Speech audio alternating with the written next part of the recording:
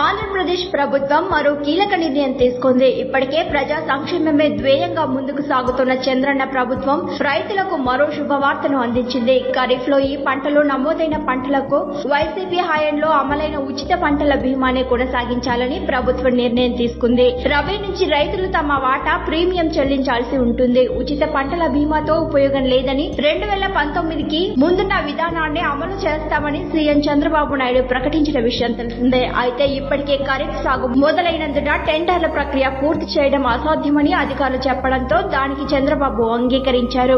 రైతు భాగస్వామ్యం లేకుండా పంటల బీమా స్వరూపాన్ని మార్చేశారని, ఇక నుంచి సాగు చేసే ప్రతి రైతుకు భాగస్వామ్యం ఉండేలా పంటల బీమా విధానాన్ని పునరుద్ధరించాలని చెప్పారు. ఇటు తెలంగాణలో ఈ సీజన్ నుంచి రాష్ట్ర వ్యాప్తంగా ఉచిత పంటల బీమా పథకాన్ని అమలు చేయాలని రేవంత్ రెడ్డి సర్కార్ కీలక నిర్ణయం తీసుకుంది. రైతులపై నయా పైసా ఆర్థిక భారం పడకుండా రాష్ట్ర సబ్సిడీలతో పాటు రైతుల తరపున ప్రీమియం కూడా ప్రభుత్వమే చెల్లించాలని నిర్ణయించారు.